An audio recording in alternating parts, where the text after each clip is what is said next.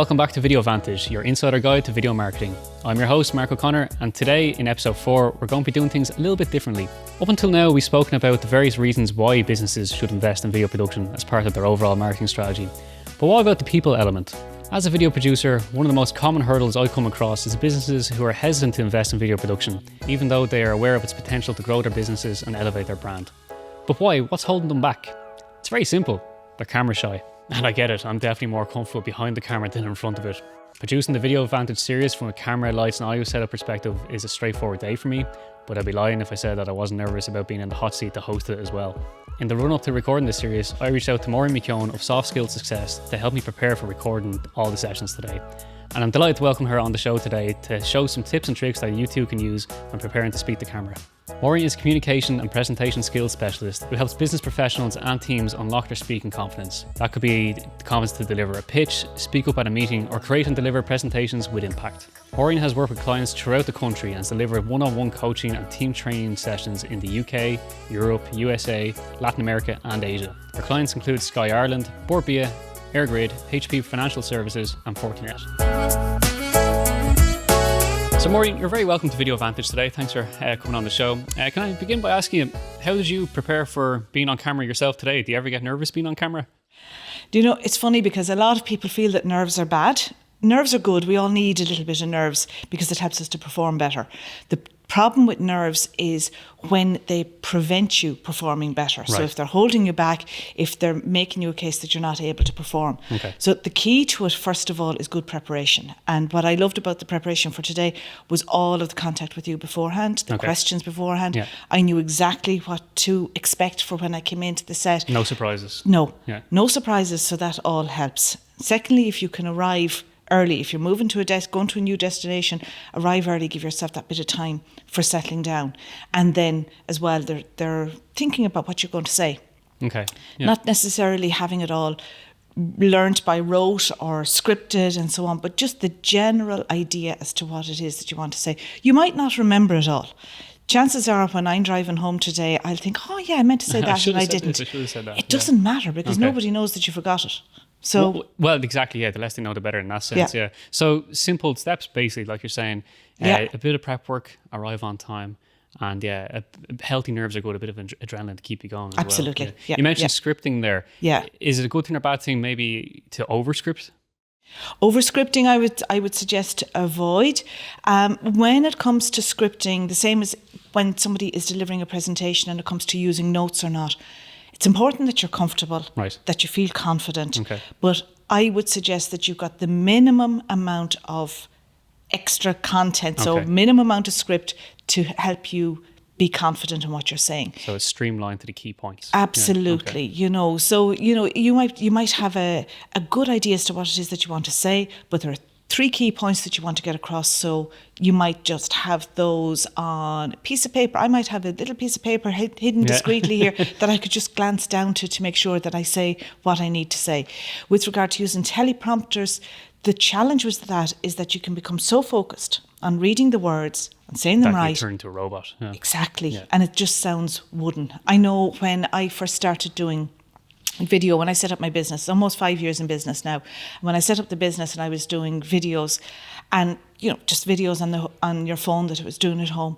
And the first few times, 20 takes of a video. Okay, yeah. And it was just like, this is ridiculous. I can't keep going like this. And even at that, it was still sounding very wooden, very robotic. It's having that conversation. Yeah. So you imagine someone is there, you're having the conversation with them. And how do you connect with them? At the end of the day, because you are speaking to an audience, even if they're not physically there, it is an inanimate camera that you're looking at. On the receiving end, there is an audience eventually at some point. Yeah. So 20 takes, but you got the content in the end. Got there in the end and reduced it down so that, it wasn't looking for perfection anymore. It was like, okay, you've got to get this. And actually a tip that helped me to relax when I was doing it was that before I'd set the video running on my phone and I would just move my head, shaking, doing a few warm-up, loosen up. Then I would be smiling, I'd be relaxed. Then I'd start speaking and then I'd just chop out that bit at the beginning. And that worked for me. Brilliant. Yeah, that's a good tip. Yeah. Give yourself the breathing space basically to do it. Yeah. And what about situations where people maybe don't have the luxury of that breathing space? Maybe they got a last minute call a day or two beforehand, say, hey, we need you to speak at such a conference, or there's a video being shot next week, we need you on site. Those people are going to be nervous, maybe overly nervous. Is there any tips or tricks to help put them at ease? I can think of a classic example of someone who's kind of fidgeting maybe. Yeah, so first of all, even if it is 10 minutes notice that you have, take that 10 minutes time to prepare and think about key points. What are the key points that I want to get across? Because if you're clear on those in your head, then you're going to sound more comfortable and more confident. When it comes to the tips for dealing with nerves on the day type of situation, then if you think about breathing, first of all, and very often if you say to somebody, oh yeah, you need to take a deep breath, they'll go, and it's a big breath here in the chest. That's not going to help. Okay. It needs to be right down into the tummy. It's that diaphragm breathing. And that serves a lot of purposes, because first of all, when you do that few deep breaths, it'll help to relax you. It'll slow everything down. It gives your voice more volume. So it means that you're speaking from down there rather than speaking up high in the chest. Because quite often people feel that that they're running out of breath, that they're getting breathless, that their voice is a bit wobbly. Trying to catch up with themselves. Yeah, so that breathing will really help that. And it also helps to slow down your speech. And when you slow down your speech, you're less likely to use ums and ahs and all of those filler words. Because you have more time to think about it. Yes. So all of that, that's a good one. Another is physically to just relax yourself by, the shoulder shrugs and rotating the head and just getting your body physically So it's best to approach relaxed. it almost like an athlete preparing for a match or whatever. Do your loosen up, like you're saying, do your stretches mentally and physically, I suppose. Yeah, that's a great. Drink water. Avoid tea and coffee, and drink your water so that you're keeping your voice, your throat lubricated and all of that. And some people find the power pose. Amy Cuddy was talking about this power pose, very powerful and useful. And it's, standing up, there's the Wonder Woman pose where you're standing, shoulders are back, that you've got your hands on your hips, you're standing with your legs apart. It opens up the lungs, I suppose. You're able to get more air and speak better. Yeah. And it's the idea behind it that you're taking up more space and that it boosts the testosterone levels, lowers the stress hormone, and that it makes you more confident. And for anything like that, I think, try it, because what have you got to lose? And visually, I suppose, it helps create a presence within the room or on screen. Whereas if you're kind of nervous like this, you're more shriveled up. Absolutely. Intimidation isn't the word, but a presence, definitely, kind of captivate the audience. And that presence is really important, because people are, subconsciously people are judging you, and ultimately they want to know, can they trust you? If I'm talking about my business and I'm, not looking confident, looking down at the ground. If you don't have confidence in yourself, why should I? Yeah. Yes. So, you have to be able to show that as well. I suppose, body language is very important. How else should someone prepare for present themselves on screen, on camera? Dress code, depending on the circumstances, is obviously very important. Depending on the circumstances, dress that you feel comfortable, but that you're also matching the people that you're going to be speaking to. So if you're in a trade, if you're a painter or a plumber, for example, and you're dressed in a suit talking to people, they're not going to take you seriously. Yeah. So you need to think about who your audience is. And for a video, that'll obviously be prepped ahead of time, especially if there's a marketing director involved. It'll be on brand, whatever logos you might have to wear, the colour of the clothing matches with the background, so that it's not a bit distracting or anything like that. Absolutely. As well. That everything is going to very fit. Important. But it's a big part of the puzzle. So I want to go back briefly. You mentioned the voice being low and the diaphragm. It's interesting you said that, because from an audio production point of view, a lot of time you put the microphone down lower as well. It's not about the mouth. Right. It's very interesting that it's, in terms of speaking confidence, the same thing applies. Yeah, that was just a little tidbit there. I thought it was very interesting. It lined up nicely. So it's see the crossover of the two skills in that sense. You mentioned the power pose then as well. What should people do with their hands? That's always a big question, isn't it? And I can think of Angela Merkel always being like this. Yeah. Yes, and quite often you see tips that say, stand with your hands straight down by your side. Now, I don't know about you, but I've tried that and I feel it's too rigid. So uncomfortable. It doesn't feel natural. So finding a way that works for you. For me, I find if the arm is slightly bent at the elbow, the hands are pretty much based in the centre. So this type of posture here. Yeah, and that you can use a hand for gestures if need be, and then return it to the centre, and that works. Some people speak with their hands. Some people are, very demonstrative with their hands, and it's being careful that it doesn't become a distraction. So if I start talking to you and my hands are going like this, it becomes a distraction. Whereas if you are using the hands to talk about one point or another, and you've got the way in which you're speaking about it, it makes sense. Yeah.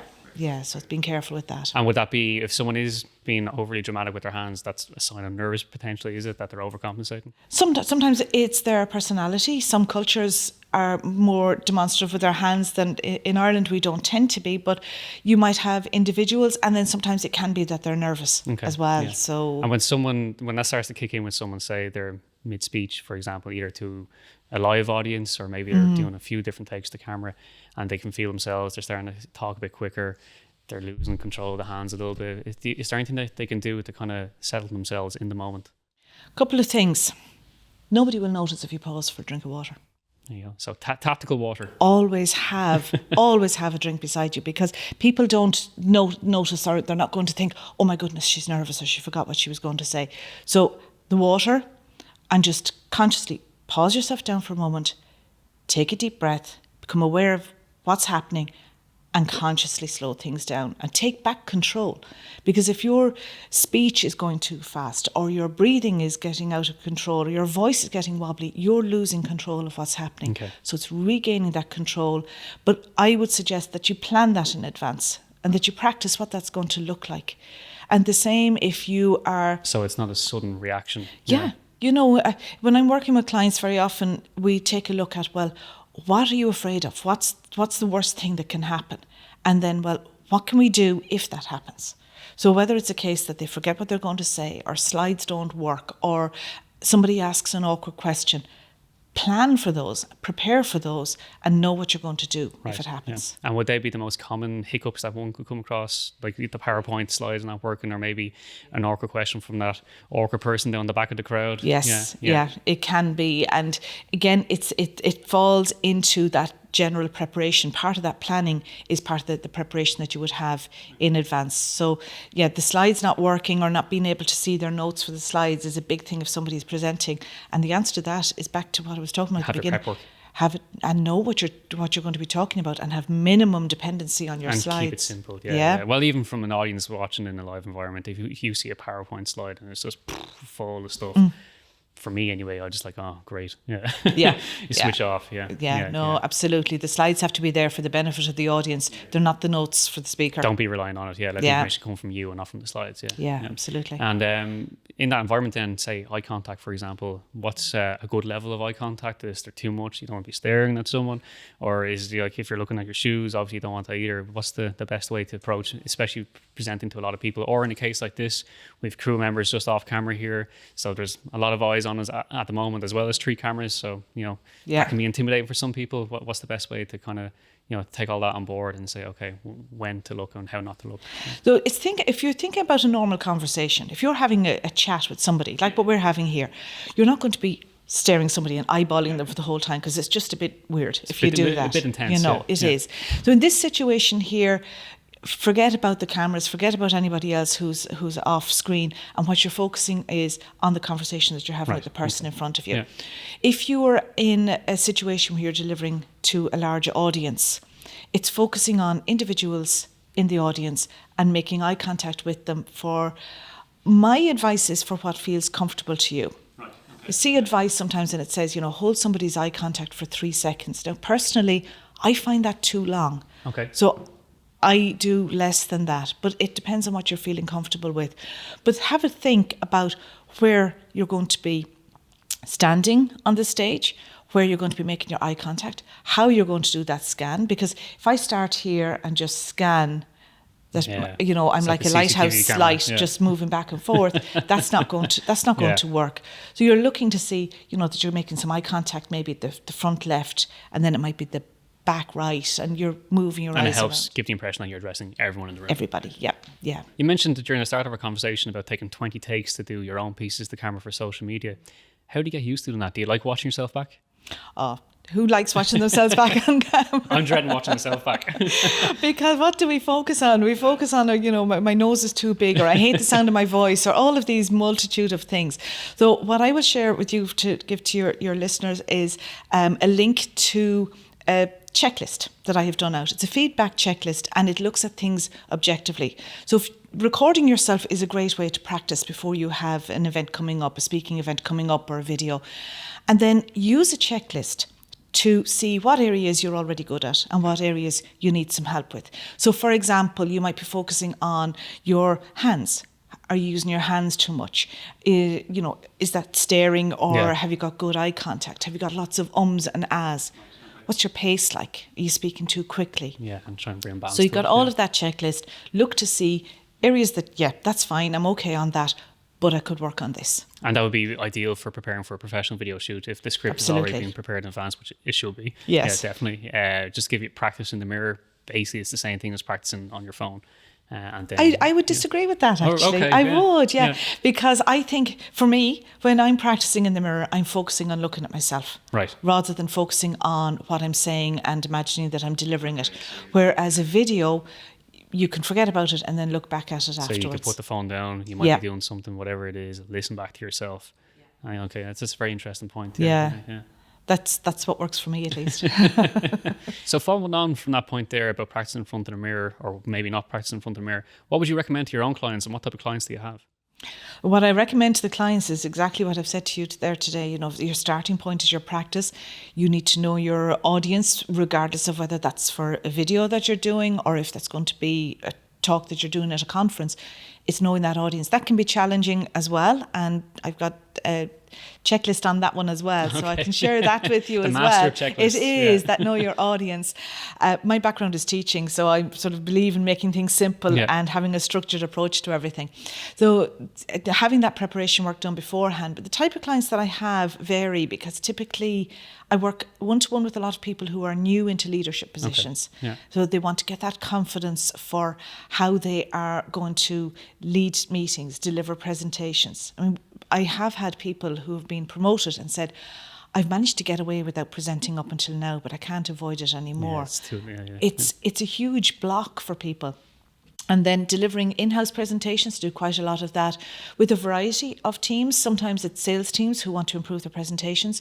Sometimes it's internal teams that they want to improve the quality of meetings and presentations that they have at meetings. So always willing to have a conversation, because very often if I'm not the right person for you, I know somebody who is, and I can guide you in the right direction. And what's the best place for people to reach out to you for that conversation? So my website is softskillsuccess.ie, and they can contact me through that.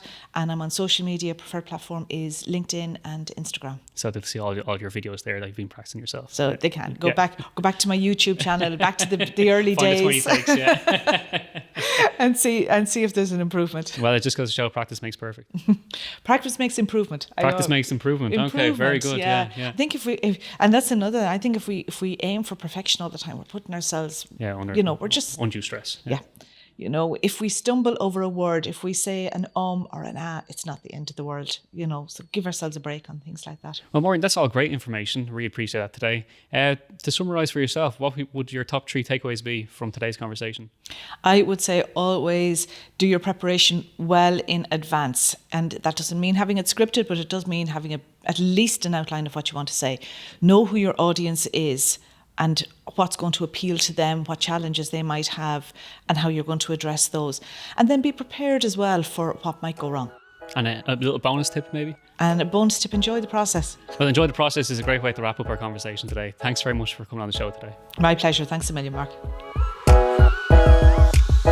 I hope the tips discussed today help put your mind at ease for the next speaking engagement you have coming up, whether it's a presentation to your team or maybe the entire company, or maybe it's giving you the confidence to commit to that video project you've been putting off for so long. Speaking of, now that we've covered all the reasons why you should invest in video and how to prepare for featuring in the video, what happens next? What actually happens during a video shoot? We'll be discussing this and more in our next and sadly final episode of Video Vantage. If you have any questions about the topics raised in today's episode, please don't hesitate to contact me via the Media Mill website at mediamill.ie. Until then, I've been your host, Mark O'Connor, and this has been Video Vantage.